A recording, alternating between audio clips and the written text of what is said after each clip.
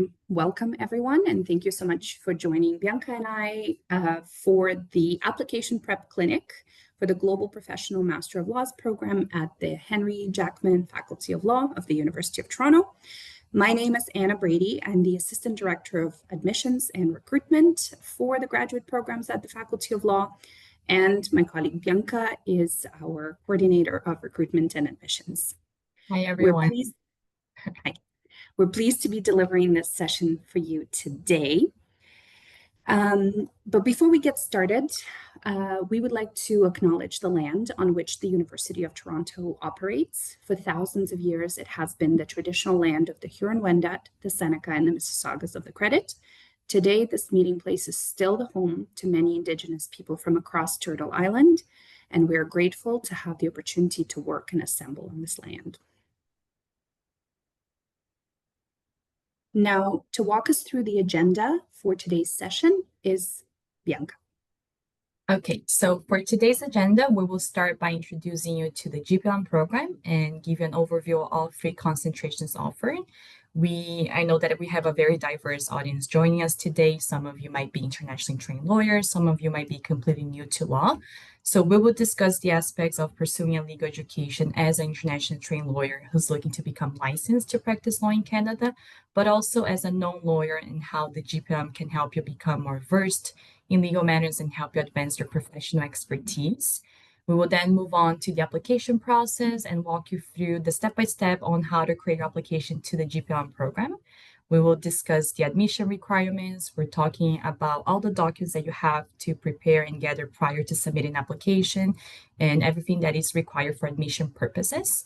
We will also go through the application components and give you some helpful hints on how to build a strong application as we are now accepting applications and starting our new admission cycle for the 26-27 academic year. And then to finish it off, we will wrap everything up with some questions in case you have any additional concerns after the presentation. Thank you, Bianca. And I just wanted to reiterate, for those of you who are online, please feel free to post your question in the questions pane. Bianca and I will monitor them throughout the webinar and we'll bring them forward during and also at the end. So to give ourselves a little refresher on the GPLM program's concentrations, I'm going to cover this slide to talk about primarily the differences between the three concentrations that exist, more from the standpoint of the type of audience and the type of applicant that we see in the program.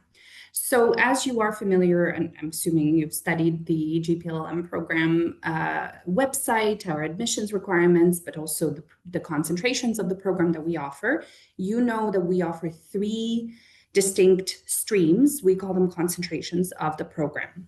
The Canadian Law in a Global Context concentration is specifically designed for internationally trained lawyers who have already an undergraduate admitting law degree, but completed it in a different jurisdiction elsewhere in the world, whether common law trained or civil law trained, or in a civil jurisdiction in Canada, but you wish to become licensed to practice in common law jurisdiction in Canada. And so the curriculum of the Canadian Law concentration is precisely aligned with the National Committee on Accreditation's requirements for internationally trained lawyers that internationally trained lawyers are most commonly assessed on. So it includes foundations of Canadian law, Canadian constitutional law, criminal law, administrative law, professional responsibility, legal research and writing. And for those of you who've trained in civil jurisdiction or mixed jurisdiction, you will also find that NCA typically assesses you additional competencies, most commonly property law, contract law, and tort law. The GPLM program consists of a total of 10 courses, but within those 10 courses, we offer all of the required courses and most commonly assessed courses. So the Canadian Law concentration is the concentration for those of you who are seeking entry to practice law. No other concentration curriculum is going to help you satisfy the NCA requirements. And typically in this concentration, we see early to mid-career professionals who may have either recently graduated from an undergraduate law degree or may have been practicing for some number of years in another jurisdiction and now are willing and wishing to practice in Canada. The other two concentrations of the GPLLM program, namely Innovation Law and Technology and Business Law, are, unlike the Canadian law, designed for a different crowd, different audience. We call them collectively our Executive Stream LLM or Executive Stream Master of Laws, because most of the students that we see in these two concentrations combined are actually non-lawyers. Non-lawyers who are finding themselves grappling with day-to-day business issues that reside at the intersecting point with the law. And so what these individuals want to achieve through the GPLLM program is to become better versed in what we call the substance of the law, to understand the laws and regulations that govern the work that they do, the environment within which their organization operates, and also to develop what we call the methodology of the law, the lens of legal analyses through which they would look at day-to-day business issues that they come across with. And so this audience tends to be a lot more mature professionally. So they tend to be more mid to senior career professionals, on average having about 15 to 16 years of work experience, but ranging from just under 10 and more than 30 years in many cases, many of them holding leadership roles, but coming from very diverse academic and professional backgrounds. Academic based on training, which they received in their undergraduate degree. Many of them also hold graduate degrees and pursuing this program as an additional graduate degree. And also the industries in which they work, the job functions they perform. So that is the kind of the distinct two audiences of the GPLLM program. Importantly, what I will say is some of you may be interested in taking courses from more than one concentration. And so while this is generally permitted, there are restrictions around it. If you are a Canadian law student, and I know, Bianca, you will cover this in the general program slides, but if you are a Canadian law concentration student and you have 5 or less years of professional full-time continuous work experience, you will only be permitted to take courses from the Canadian law concentration. Mm-hmm. If you have years of work experience that align somewhat closely with our cohort in the innovation law and business law concentrations, you may be permitted to take courses from those concentrations, never to deviate from your primary objective of fulfilling the NCA requirements. But if you've already fulfilled those and you still have room remaining in the courses of the GPLLM program, you could certainly look at fulfilling them through other concentrations if you do meet that work experience requirement. Innovation law and technology and business law students generally are permitted to take courses in the Canadian law concentration. Sometimes there may be general interest in constitutional law, criminal law, or any of those kind of more theoretical courses. And we do permit students to take those courses, but the priority enrollment always is given to students who are actually enrolled in that concentration as their primary concentration. So first, we enroll anyone who must take that course for NCA purposes or other purposes for whom it's a requirement. And then if there's room remaining in the course, we open it up to students from other concentrations. That is all from me. Now it's over to you, Bianca, for the application steps. So we are going to cover the initial steps on how to create your application to the GPLLM program. The entire application process is completed online. So you will go to the website of the Faculty of Law, you will click on Study Law, and then on the third choice, you will be Global Professional Master of Laws. Once you click that, you are taken to the GPLLM page in which you can go to Program Admissions, scroll down, and you'll find a yellow button on the left side called Apply Now. When you are clicking on that button, you will be taken to the SGS website, which is our Central School of Graduate Studies, and then it will prompt you to create an account. So once your account is created, the first step is to select the program using the drop-down menu. For graduate unit, you must choose Faculty of Law, and for the attendance type, you must choose full-time. The GPLM program is only offered as a full-time, so if you select part-time in the attendance type, you won't be given the option to choose GPLM. So make sure that you select full-time, and once that is done, you will be able to select your concentration of choice. So either business law, Canadian law in a global context, or innovation law in technology. Then the step 2 will be to fill your personal information. So very basic information, but we need to know your personal details such as your name, your date of birth, your contact details. The step 3 will be about your academic history. And in this step, you need to list all of the academic institutions that you have attended, including previous schools or current schools if you are enrolled. So you will need to add the name of each one of the institutions, the degree type, if it was a bachelor's degree, an undergraduate, a master's degree, and also the dates that you have attended the education. If you're currently enrolled and you're still studying, then you can just list the expected graduation date.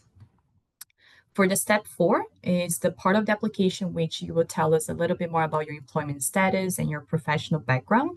You will add the name of each one of the organizations or employers and company you have worked for, or if it happens to be a current position you're holding, just putting the name of the company that you're working at.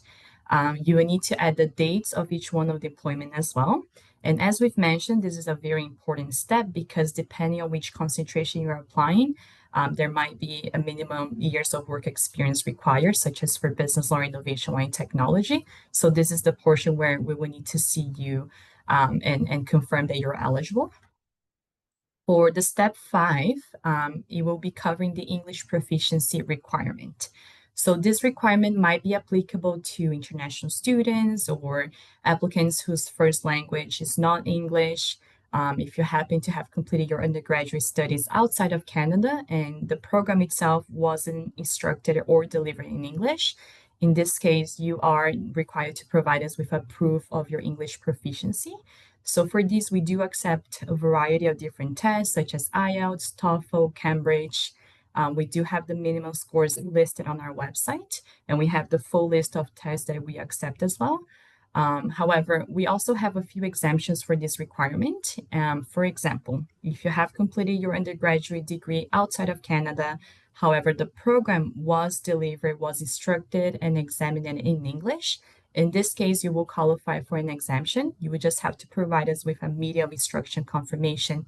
So maybe a statement from the university, or if it mentions in your transcript that the program was delivered in English, we will be able to consider that for the exemption. There are many other exemptions listed on the website, so you can just check which one of those conditions are applicable to you. And if that's the case, in this step 5, you will need to select the corresponding exemption. For the step 6, we will ask you some additional information. So we will ask you for your citizenship status. If you happen to be maybe a current or previous student of the University of Toronto, we will ask you for your student number. And also, if you have any awards or scholarships that are related to the GPLM application itself, we will ask you information about that. For the step 7, we will ask you faculty questions. So this is the portion that we are just trying to understand you a little bit more and a little bit more of your profile. You need to indicate the industry of your work and the job function that you perform within this industry. So you do have the options to select with the drop-down menu. You will also need to give us the number of years that you have full-time work experience. Keep in mind, when we say full-time work experience, we're not including internships, volunteer positions, summer jobs, nothing like that is considered. It needs to be full-time, continuous professional work experience. And we will also ask you which country you have completed your undergraduate degree from. If you happen to have a law degree, we will ask you if it's a civil or a common law legal tradition. And also, if you're an international trained lawyer in that case, we will ask you 2 questions about your NCA. So first of all, if you are looking to satisfy your NCA assessment, your NCA requirements. And then the second question is if you already happen to have your NCA assessment ready. For the final step, step 8, we will ask you for recommendations. So about the requirement itself, we will discuss in more details in the next slides. However, for the step 8, you need to provide us with the name of your referee. So we ask for 2 letters of recommendation. In that case, you have to input the name of your referees, the position or title that they're holding, the company name, and their email address. So once that information is entered in the system, the application portal will be automatically sending your referees a email requesting them to submit the recommendation letters for you. So it says, hi, this student requested you to submit a recommendation letter for him in regards to his GPLM application at the University of Toronto. So we do recommend, you reaching out to your reference in advance, let them know that you are applying to the program and you wish to appoint them as a referee, just so they're not caught by surprise with that email. So make sure that you do, give them the heads up beforehand. Thank you, Bianca. I just wanted to very briefly address 2 questions that we have in the chat. Both are related to the application process. One question is asking whether you should be applying through Ontario University's application system. The answer is no. The GPLM application is not on OUAC. I know the JD application is there for the undergraduate law school, but all graduate applications to the University of Toronto are actually done in-house and managed and administered by our School of Graduate Studies, which is our governing admissions body. They have a system that we call GradApp. So to access the application, first of all, there is an applicant instruction manual available on our website. And the link to our website is jackmanlaw.utoronto.ca/GPLLM. If you land on our page, from there you can navigate to admissions section, and you will find both the link to the application form itself, to the SGS portal, where you will need to create your identity, as Bianca mentioned earlier, and also to the step-by-step manual. So I hope that helps answer both of these questions.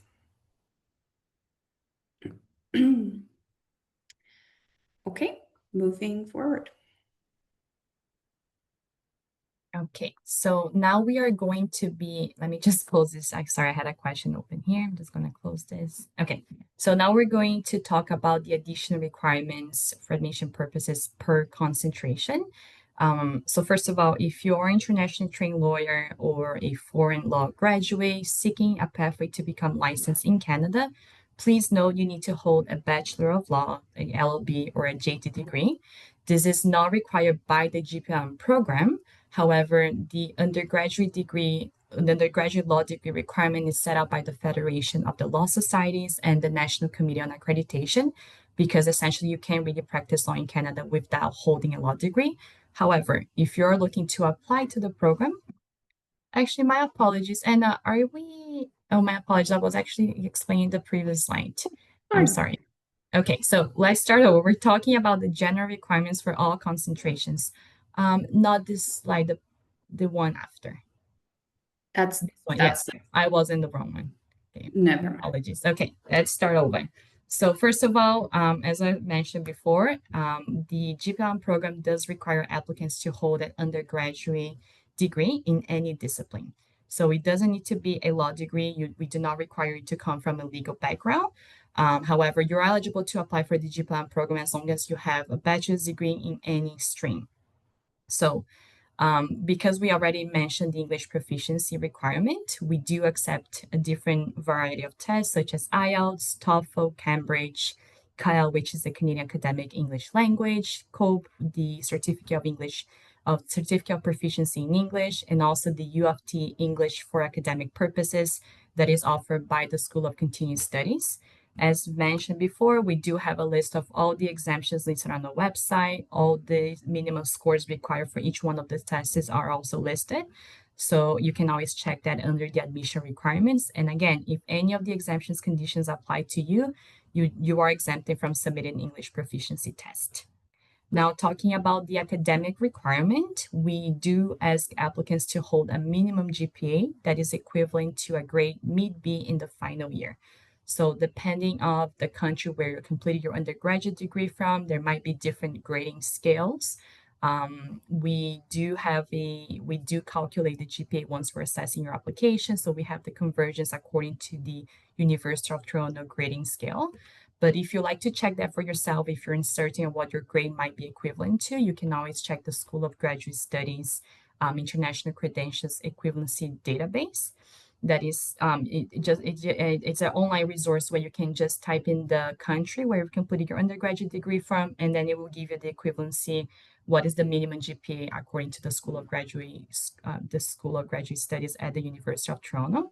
But again, once you submit your application, the committee will be reviewing that ourselves. We will be calculating, converting your GPA, but the minimum requirements for you to hold a minimum GPA that's equivalent to be in the final year. Okay, so now we can go back to that same slide that I was talking before. That's the one, yes. So if you are an internationally trained lawyer, or if you have completed your legal education outside of Canada and you're looking to become licensed to practice law in Canada, as much as we don't require you to hold a legal or a law degree, that requirement is set again by the Federation of Law Societies and the National Committee on Accreditation. So the GPLM program does require applicants to have a bachelor's degree in any discipline, but if you're looking to become a lawyer in Canada, you need to hold an undergraduate law degree. For business law or innovation like technology concentrations, as Anna mentioned before, there is a minimum number of work experience required. So we do require a minimum of 5 years of work experience that is considered full-time, continuous, and professional. Once again, we do not consider internships, volunteer positions, summer jobs. Those are not taken into account. And as also Anna discussed, we do consider these two concentrations our executive streams. So we have an average of 10 to 15 years of professional work experience between our students and the recent cohort. So that's something that you can take into consideration when deciding which concentration you like to apply for. If you are looking to apply for the Canadian law in a global context, good news, we don't have a minimum work experience required. So if you are an internationally trained lawyer, if you completed your law degree outside of Canada and you don't have any work experience, you can definitely still consider the Canadian law concentration.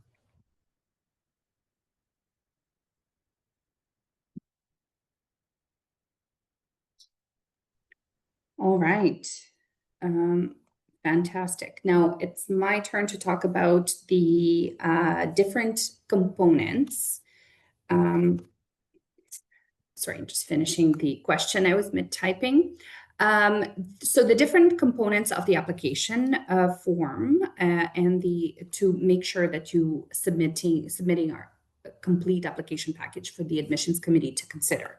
First, what I would like to point out, and this is very frequently a question that we get asked from applicants, is if you've submitted an application and you believe it is complete, perhaps all of the check marks are highlighted in green, always do a double take, because sometimes it may be the case that all the check marks are green, but you've only listed one reference in the application form, whereas our application requirements call for 2 references. And so even though you may be showing that you're satisfied the recommendation letter requirements, you may be missing 1 reference. So especially this is important when you are applying close to the application deadline.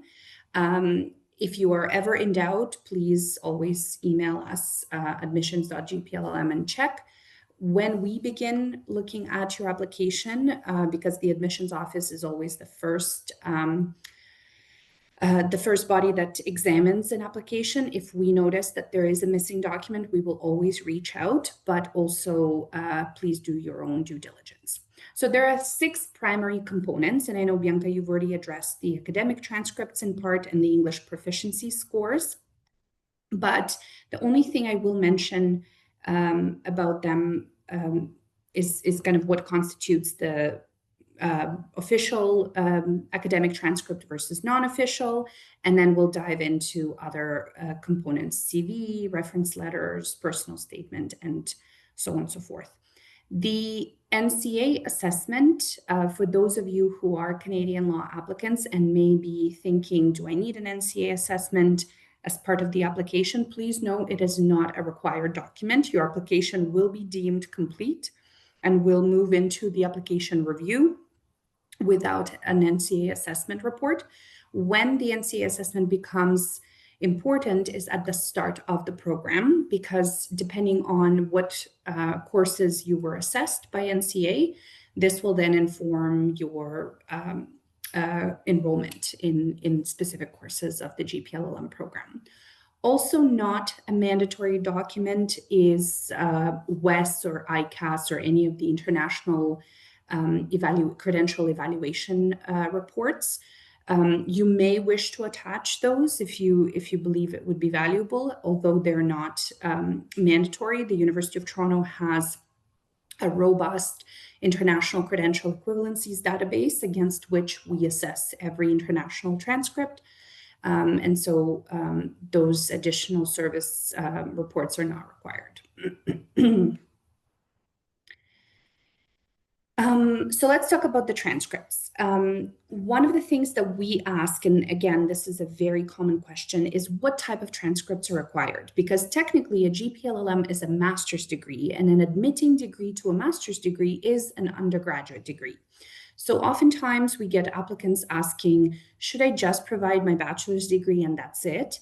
And the answer to that is no, because you should be declaring your entire post-secondary academic history in the application form and then supporting that claim with the appropriate documentation. So to that extent, that actually benefits you as the applicant, because if you have an undergraduate degree and maybe another diploma or certificate or another master's degree or a PhD, as you know, some of our applicants have, this will not only help the admissions committee to see the full picture of your academic history, but it will also add more weight to your application, so that if there is any other component of your application that may be less strong, a strong academic history could play in your favor. The admissions committee always evaluates every application holistically, based on its own merit and against the strength of the entire applicant pool. So we can never give any guarantees of what would be a strong application when we're looking at the file initially, because we are just the first set of eyes that looks at the application. The entire committee has to decide. But when you are given the opportunity to showcase your entire academic history, I strongly recommend that you do it. We do not need secondary school transcripts. We do not need your bar exam results or any other certificates for which an academic transcript was not issued. So this is only part of the academic history. Unofficial transcripts are sufficient, which means at the stage of the application process, you can only provide us with unofficial copies, anything that's readily available to you, either in a paper format that you could scan and upload into the application portal, or something that you could download from your student registration system of the institution which you have attended in the past. And then where appropriate, we ask that you include a transcript legend. It helps enormously in assessment of your application.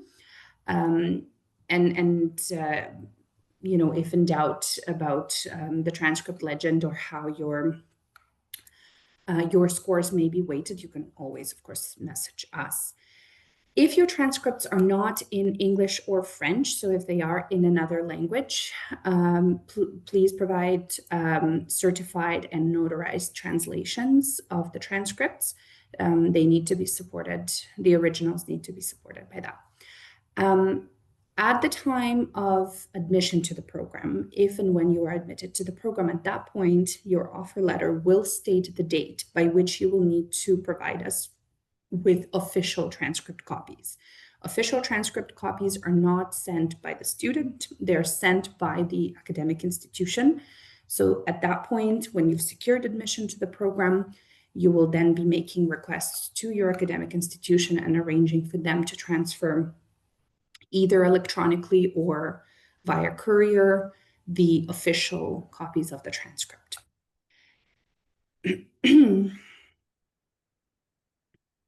When it comes to your resume, that's another commonly asked question. What type of, if there's a resume format, do we have a template that we recommend? And so we don't really have a specific template. I know there will be many instances, especially for those of you who are internationally trained lawyers and are seeking licensing and articling. There will be stricter resume formats to adhere to when you are applying to all those and negotiating all those steps in your licensing journey. But for the application purposes to the GPLLM, there isn't a strict template of the resume or CV. What we do ask is that your CV contains your name, of course, the contact information, an overview of any of your post-secondary academic history, an overview of your professional experiences, and you could also include volunteer and community experiences, with always identifying the organizations when you've been employed, the dates of employment, the positions you've held. Any extracurricular experience is also welcome, like if you were a captain of the intramural hockey team or college basketball, by all means.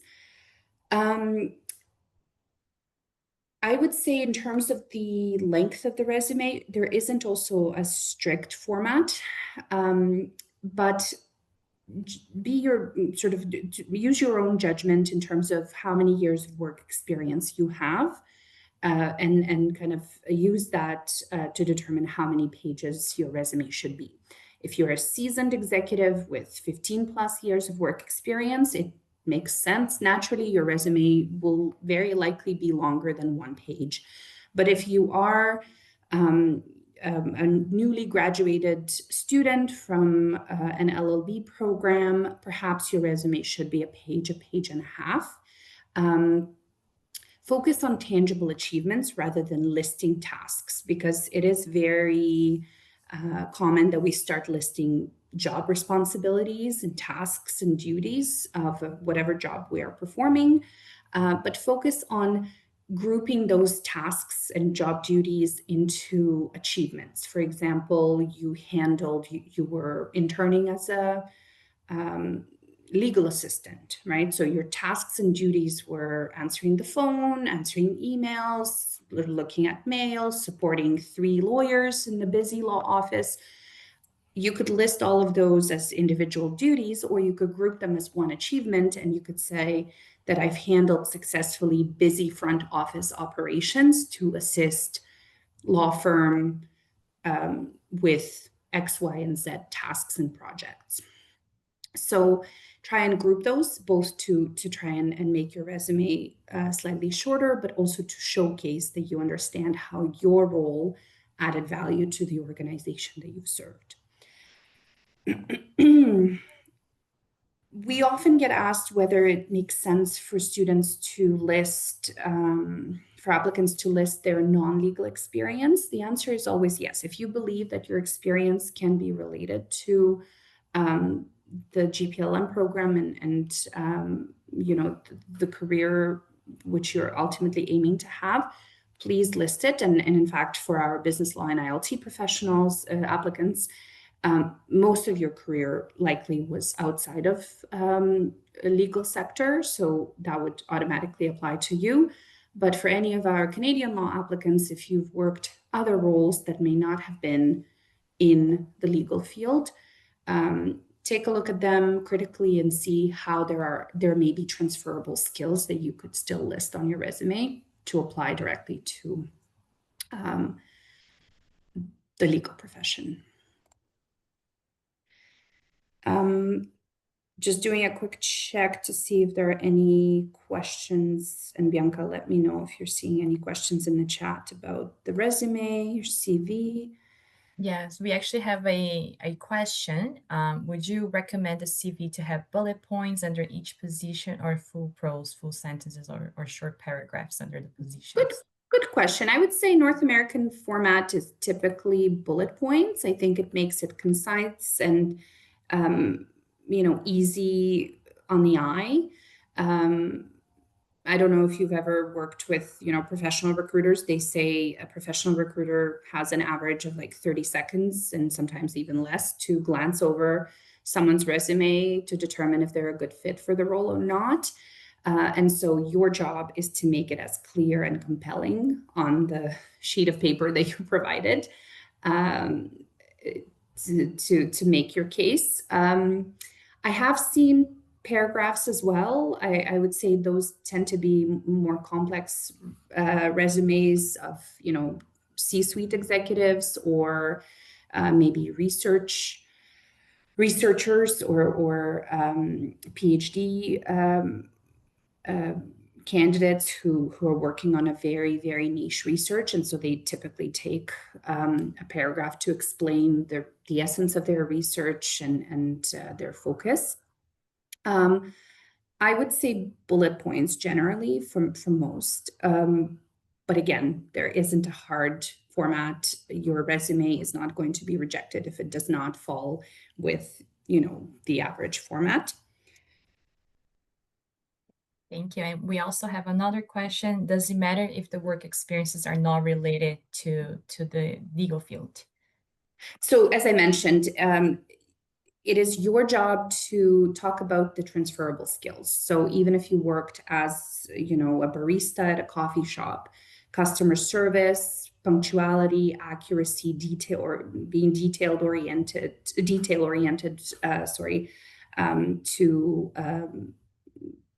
customer orders and requests, that could all be related back to legal profession. And so I would say if it was a full-time job, you could still list it. There is a question from Maria, should I be removing part-time jobs? So I wouldn't recommend removing any part-time work experience, but I would identify it as part-time. If it was an internship, I would identify it as such. If it was a summer job, but full-time, I would identify it as such. The admissions committee typically looks at, we do a calculation of your full-time years of experience. And so that calculation may actually differ from what you list in your application. But I think for the sake of, transparency and integrity, keeping your resume and positions that you've held as transparent as possible, whether they were full-time, part-time, or other format, volunteering, etc., would help the committee tremendously in determining how many years of work experience you have. Okay, great. Let's move on to talking about the reference letters, and then there are a couple of other questions in the chat we'll address after. So recommendation letters, and this is where I know Bianca has already alluded to how to go about requesting reference letters. First and foremost, I'll talk about who would be a good recommender, and in this case, the applicant has full discretion of whom to appoint as a recommender. Typically, we see an academic academic recommenders such as faculty or head of the department or dean of the school sometimes, or they could be professional, current, previous managers, perhaps a senior colleague that acted in the capacity of a mentor or a team lead. You don't have to provide both academic or both professionals. You could do one of each. Really, it's whatever the most salient experience you have that's more recent and more relevant. If you are, again, an executive with 15 years plus work experience, and the last time you were in a formal education environment was 10 plus years ago, then it may not be relevant for you to try and seek an academic reference, and going for 2 professional recommendations may actually be more appropriate in this case. If you're a new grad with less than 1 year of work experience, or maybe you started a position 2 weeks ago and you don't yet feel comfortable asking your new manager for a reference, but you have great academic references, by all means, provide those. As Bianca said, give your references heads up, lots and lots of time. Plan ahead. Do not ask them to do this on a Friday night when the application is due on a Sunday.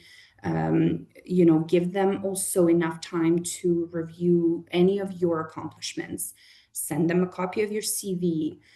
Send them the link to the GPLLM program. We have a helpful hints document that we can share with you shortly that lists sort of the most common questions we expect the recommenders to answer in their reference letter. They don't have to answer it bullet by bullet, but to weave them into their overall recommendation. Make sure that you remind them of any accomplishments or achievements that you have completed either since your last interaction with them or whilst working under their supervision. Please do not list more than 2 references. And the reason why that's important, the application form, remember, the School of Graduate Studies has one application form for all graduate programs at U of T. Some programs require more than 2 references, some require less. I think the application gives you as many as 5 slots to list recommenders. But what happens for us when we look at an application, and let's say it has 5 references submitted, we have to go based on the submission date and pick the first 2, just to be fair to all applicants, to make sure that nobody is at any disadvantage. If you had 2 strong references that were your first choice and then maybe 3 backup references, and you've decided to list them all in the application form at once, they all get the link to the reference form at the same time. And if your backup references happen to fill out the recommendation form first, then we have to go with those 2 recommendations according to our policy. And that means your 2 strongest references will not be read by the admissions committee. And to avoid that, what we strongly recommend is that you only appoint 2 in the application form. You could then monitor to see whether your references have started or submitted their recommendation letter. You won't be able to see the letter itself, but you will be able to see the submission as a green check mark in your checklist. When they have submitted, or if you're seeing that they haven't been submitting and you followed up with them once, twice, and maybe there wasn't a response, at that point, you can go back into your applicant portal and reappoint a recommender to another contact. So you could do that after the application's been submitted, but it is our strong request for you, for your own benefit, not to appoint more than 2 at the start.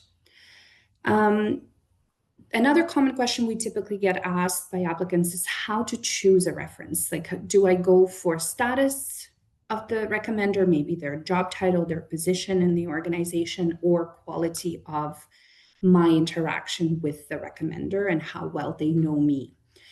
And so this is where you need to make that decision. If you happen to have someone who has senior status in the organization and they also happen to know you very well, that's a win-win. But if it's between someone who may be your direct line supervisor who knows you very well, or maybe a CEO of the organization, or maybe a judge at a courthouse, but you've only spoken to them twice in your life for 30 seconds at a time, consider the ask, right? Because that person is ultimately, you're putting them in a position to objectively speak to your achievements and accomplishments. And so someone who doesn't know you very well may not be able to do so. Even if they're nice enough to say yes, they will serve as your reference. Their recommendation letter may be 2 lines and very limited. So there immediately you kind of shot yourself in the foot a little bit, because their title alone isn't going to score you the points that we ultimately, admissions committee is ultimately looking for when it comes to the detailed breakdown of how they know you, of how they've observed you in various professional or academic capacities, what capacity for academic achievement you have, a capacity for learning and undertaking a program like the GPLLM. So always consider those things. And of course, give them lots of time, give them any helpful hints, information, and send them a copy of your achievements and accomplishments just in a bullet form in an email, or a copy of your CV so that they have a reference point. Any open questions on the references? None so far. None so far. Okay, moving forward. Personal statement, my favorite. Personal statement is a very intricate document because it's an opportunity for you to sort of speak authentically about who you are beyond the application, beyond your academics, beyond your work experience, but really anything that drives you and the purpose of study, why you are pursuing this program. For students applying into the Canadian law concentration, I know the most logical response to that question is because I would like to satisfy my NCA requirements, but that's, the surface level. Go beyond that. What it is that you want out of legal profession, what type of lawyer you wish to be, how do you intend to practice, what vision do you have for yourself in the legal profession? For those of you who are non-lawyers, think about how, the type of challenges you've been running into over the past 2, 3, 5 years, and how an enhanced legal toolkit will be able to bridge that gap and maybe help you gain deeper understanding in certain regulatory aspects. Talk about that. Talk about what you will contribute to the classroom environment and what you hope to take out from the program takeaway.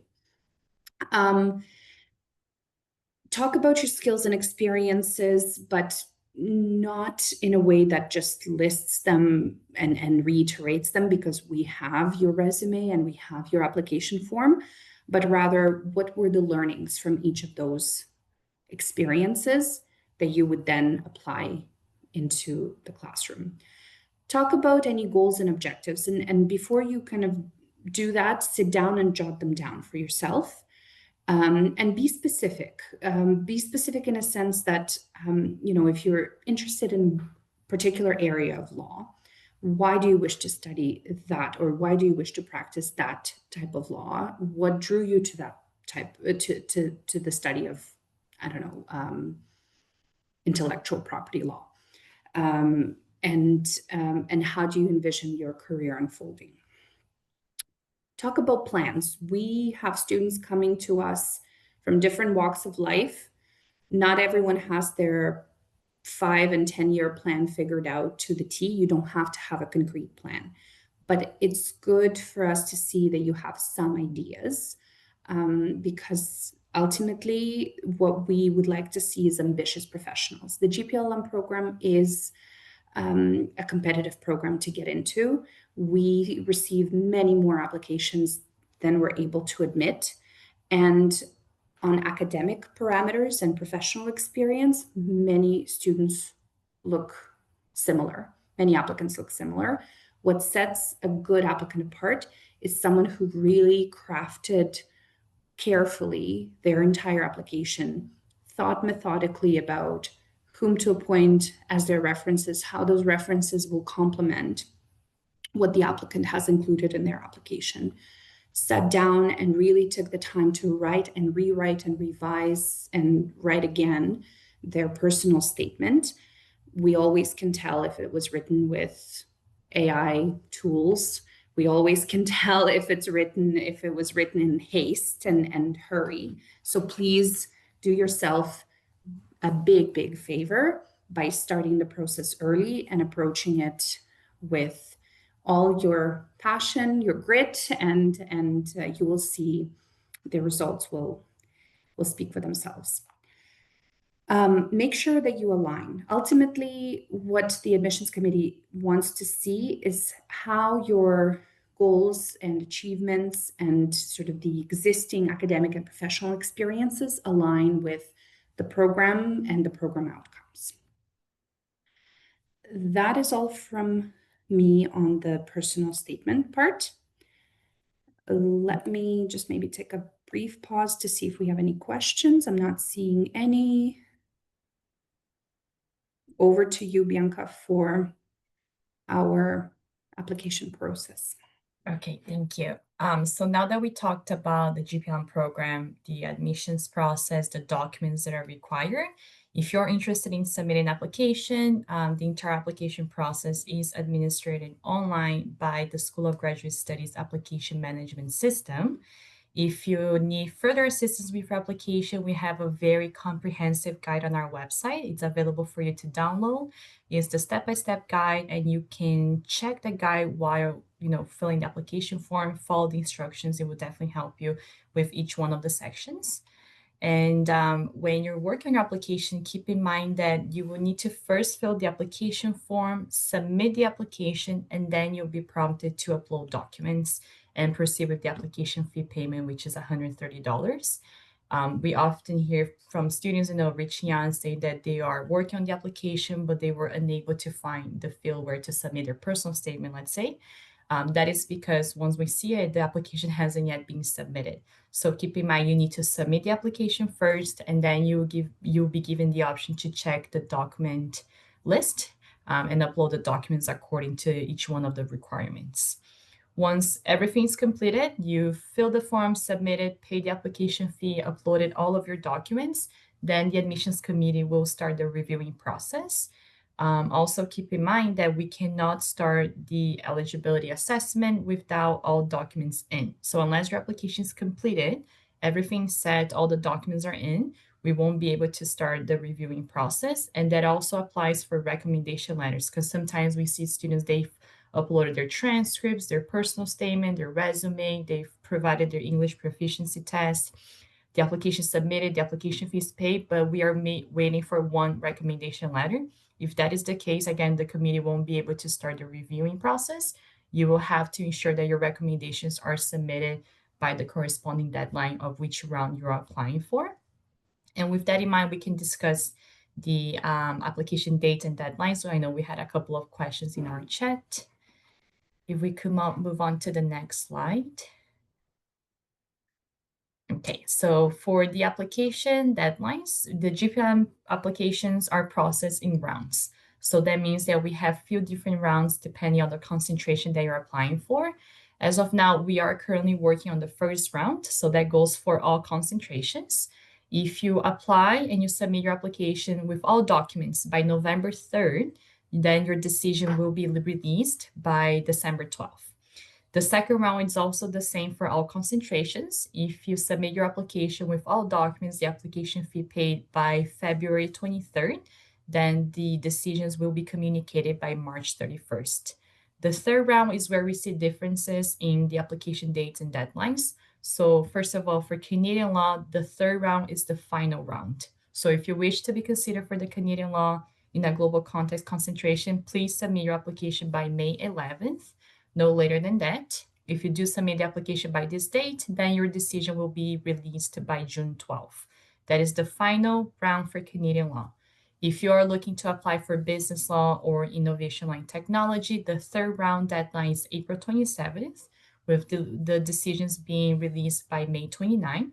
And we have a fourth final round for these two executive streams, the deadline being July 13, with decisions being communicated on a rolling basis. So as we receive the application, the committee reviews it, and we release the decision on a rolling basis. I just wanted to make one small correction as I'm noticing this, and this is only because this year we've introduced the second round deadline that's slightly different. Historically, second round used to have the same deadline across all three concentrations. Business law and innovation law and technology second round deadline is actually February 9th. We will make a correction in the slides, and we'll make sure we'll send that out. And the decision date is March 13th. So Canadian law date, February 23rd and March 31st for round 2 are listed correctly. For business law and ILT, it's slightly earlier that you will need to apply to be considered for round 2, but you also get your decision slightly earlier as well. Okay, I see we have a couple of questions in the chat.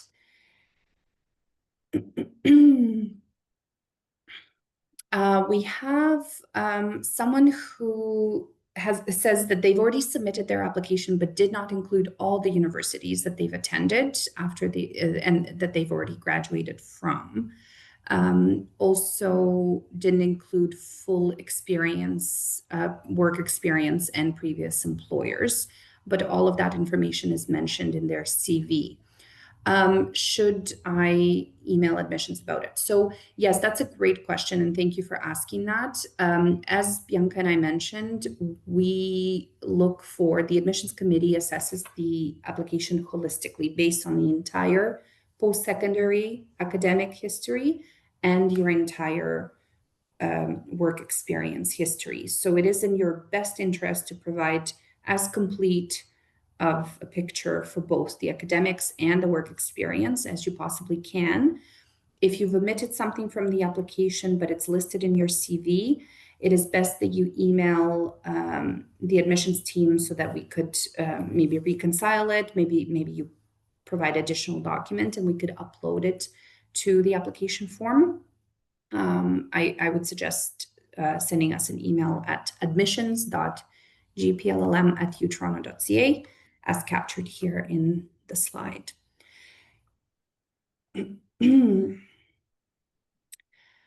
A question about resources that we would recommend for personal statement. Could you define resources? Are you talking about kind of writing aid resources or templates? And perhaps while the individual is clarifying what they meant by that, what I will say is that just like with resume, there isn't a template for a personal statement. Some of you may see it as a cover letter, and I would say perhaps it is very similar in the style of writing to a cover letter, one that you would typically write when applying for a job. It is not an academic piece of writing, so we do not need you to do extensive research and cite, philosophers in the personal statement. It is meant to be very concise, under 1,000 words, give or take, and it's meant to be about you. And so it is your chance to let the admissions committee know who you are, what your motivations are, what your goals are, because those things don't often come out in the application itself and the academic history, the professional history, because that's things you've already done. Your personal statement is looking ahead, what you want to do, given everything else you've done. I hope that helps clarify the question. We have another question. Thank you for that. Can U of T employee benefit be used for program tuition? So that's a great question. The GPLM program is considered a full-time master's degree program, and we have in the past had many U of T employees that have taken the program. Depending on the employee group that you're part of, what we encourage you to do is take a look at the maximum threshold of funding that you can access per term. The GPLM program is meant to be completed in 1 year over 3 consecutive terms. Depending on the employee group, I believe the funding is per academic year, which technically loops in the summer term. The GPLM program also has a 2-year extended format where you split the same 10 courses over 2 academic years. which some employees may find, or some applicants may find better suited to them in terms of, financing of the program. Although I will caution that the extended full-time GPLM program has a very small admissions target. We have about 5% of the entire cohort who would be admitted to the extended full-time. The rest of the students will be pursuing it in the 1-year tradition. I'd be happy to have a more concrete conversation about that. If you'd like to send me an email, send us an email at admissions.gplm@utoronto.ca, and we will have that conversation.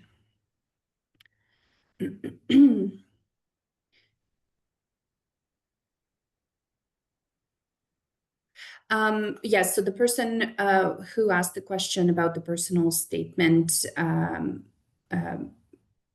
reference material has clarified like what to do, what not to do. We have, so some of you may have noticed, the University of Toronto Faculty of Law has a brand new website. We are now called the Henry Jackman Faculty of Law, the name that we have assumed as a result of a very generous donor gift from Henry Jackman and his family. So we have also, to that extent, a new website. And we're currently working on porting over the helpful hints section of our old website onto the new website, but it's going to come in a form of a tip sheet for applicants that could be used as a downloadable resource. And that will include the best sort of tips that we have, judging based on questions that we most commonly get from applicants about CV, about resume, transcripts, and all of that. So keep an eye out for that, and we will be sending it out as soon as it's available, hopefully in the next week or so. Someone is asking whether the program is offered remotely. I believe if you're able to clarify your question, whether it's possible to attend Canadian law courses being based elsewhere in the world. Okay, yes, so unfortunately, remote attendance is not permitted. The GPLM program structure is in-person classes that are held bi-weekly on Friday evenings and the following day, Saturday, full day. And each term will have 6 bi-weekly class weekends. So we are already minimizing the time that students are spending on site, because we understand that many of you, in fact, most of you, are working professionals. And so we're trying not to cut into your busy work schedule and personal commitments. But the 6 bi-weekly Friday evenings and full day Saturdays per term are the mandatory classes that students will have to attend. And in fact, if in some cases students have an in-person attendance requirement, especially for those of you who may be looking to satisfy your NCA requirements.